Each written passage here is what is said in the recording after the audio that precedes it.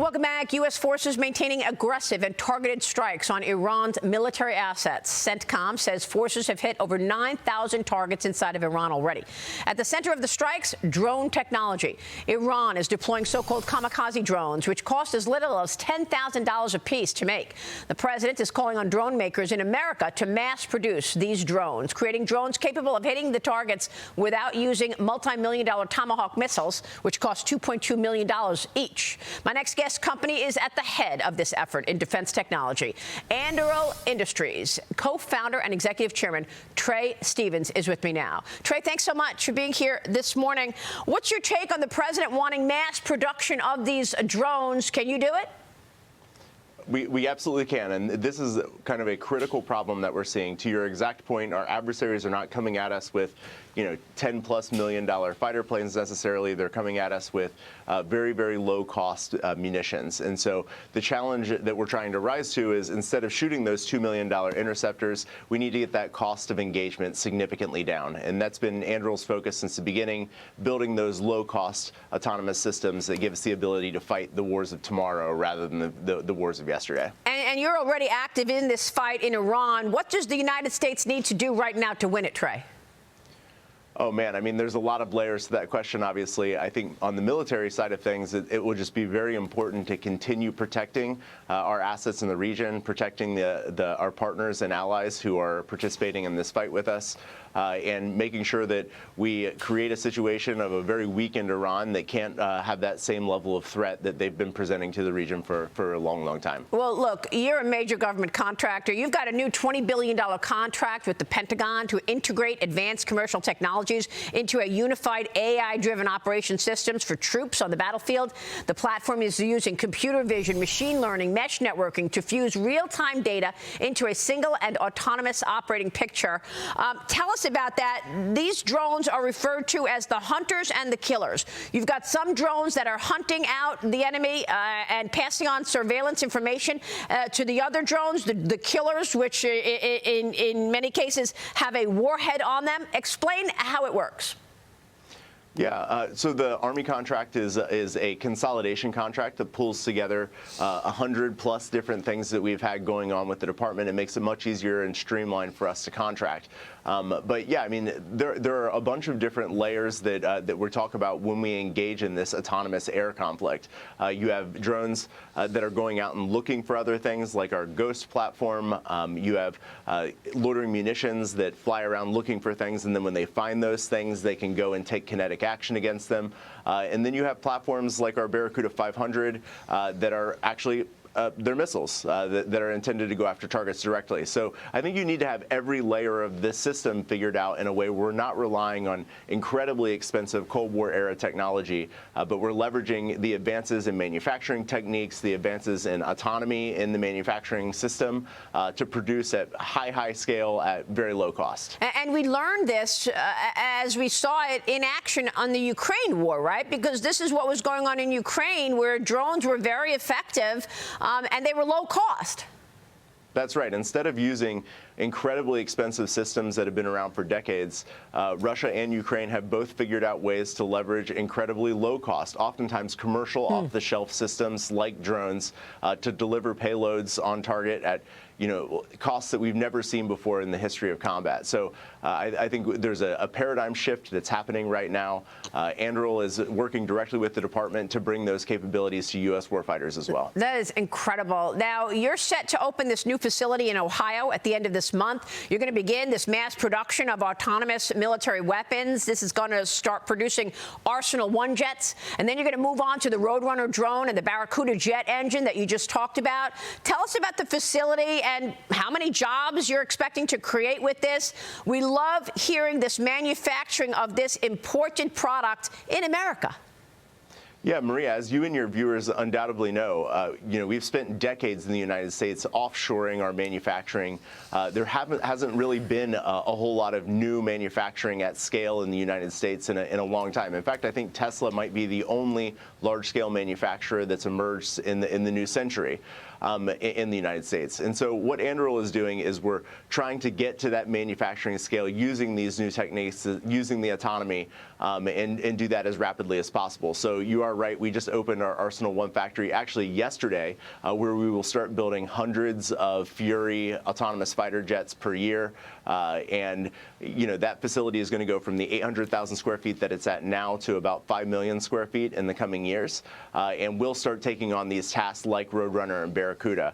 Now, the important thing that I would mention here is that unlike these long schedules that generally drag out, take forever to actually start executing, Anduril opened Arsenal 1 3 months early to start production of the Fury. So I think it's we understand the urgency, our government partners understand the urgency, and we're going as fast as we can. That is incredible. It's really important because for so many years, the military was buying drones from DJI, a Chinese company. Now, I understand that, the military hasn't been buying drones from DJI for a long time, but, I mean, if you are using a drone that is made in China, doesn't the Chinese Communist Party see what we see through that same drone? That is insane.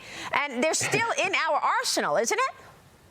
It is insane. I mean, a lot of not only federal but also state and local police departments and things like that have been using technology that, even if it's not a pure Chinese platform, it has a bunch of Chinese components. Yeah. It's really, really hard to verify the security of all those components. And yeah, certainly providing the Chinese military an easy backdoor to our systems is a questionable decision. No doubt about it. It's questionable. That's our #1 adversary. And I'm glad you mentioned public safety, because these drones have been very effective in public safety. I spoke with Adam Bry on Sunday, CEO of Skydio.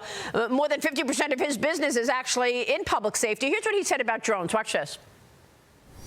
Tactics and the weapons that we're using right now in Iran are super effective. They're also just super expensive. And that's the problem. The problem is the asymmetry in cost and resources, because the Iranians are launching drones that cost thousands or tens of thousands of dollars, and we're launching missiles that cost millions of dollars. That our adversaries are going to be using Chinese drones. Historically, China has dominated the kind of small, light, cheap drone market. We've been competing against Chinese companies head-to-head in civilian markets now for a decade. And we're seeing a lot of success, especially as this transitions to more AI and autonomy based, which is really what we bet the company on when we started. So I think it's a really important moment for drones and U.S. drone dominance. So, Trae, that's exactly what you just said. Are you confident that you could take the cost down while also being as effective as we can in taking down the enemy with regard to drone technology, Trae? Adam is absolutely right that asymmetry is the most important problem to solve. This is exactly what our platforms have been doing, actually, in theater, is using not only electronic warfare to take down drones at incredibly low cost, but also reducing the cost of interception, kinetic interception, by, an order of magnitude or more. So we totally agree with Adam there. That is the primary mission. It seems that suddenly corporate America has gotten the memo that these are national security issues. For a long time, there was friction between President Trump and Silicon Valley. You are about to speak at this week's Hill and Valley event in Washington, and you're going to touch on the relationship between Washington and Silicon Valley, right? That's right. The U.S. government and the private sector used to work together to build world-changing technologies like the internet, like GPS. Today, we're lucky if we even hold a hearing to talk about how we're not allowed to do those things. This is a problem. We need to address this. We need to create a more positive interaction between the United States private sector and our government. This is what I'll be speaking about today at Hill and Valley. Trae, what a time to be alive. I mean, do you agree? I mean, look at what we're watching unfold here with AI. Can you compare this moment in time with past moments in time when we saw such innovation? When you had the cloud innovation, the .com innovation, internet, all this stuff, and this is different, isn't it? Tell me about AI. Yeah, I would actually compare this more to the Industrial Revolution than I would any of these digital moments. There will be changes in the way that we think about labor force. There will be changes in the way that we think about educating the next generation. We're in kind of a pivotal moment, as you suggest, where we're trying to figure these things out. And the United States cannot sit idly by and be thinking about this as a regulator rather than an enabler. It's important for us to be a leader in AI. It's important for us to control the the manufacturing of the capabilities that are coming out of this, and we can't let our adversaries run out ahead of us while we stand back as a regulating entity, which is, I think, one of the primary risks in the way that Congress is interacting with this today. By the way, that's why Europe can't get a company, a publicly traded company, past $350 billion, when in fact in the United States we have companies that are valued at almost $5 trillion.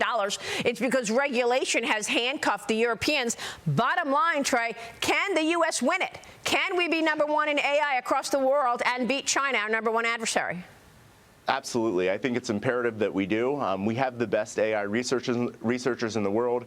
I think people like the director of OSTP, Michael Kratsios, David Sachs, the president, the vice president, J.D. Vance, they're all very dialed in on this right now. They're thinking about it in really creative and enabling ways. Super glad that we have the team that we have behind this on the government side. And in the private sector, you know, I think we do have patriotic companies, by and large, that are interested in this American project. And Anduril is happy to be one of those that are at the table. Well, Trae, please stay close to us on this. We want to have you back and continue this conversation. We know it is ultra important. Thank you, sir. Thank you, Maria. All right, Trae Stephens from Anduril joining us this morning in Washington. We'll be right back.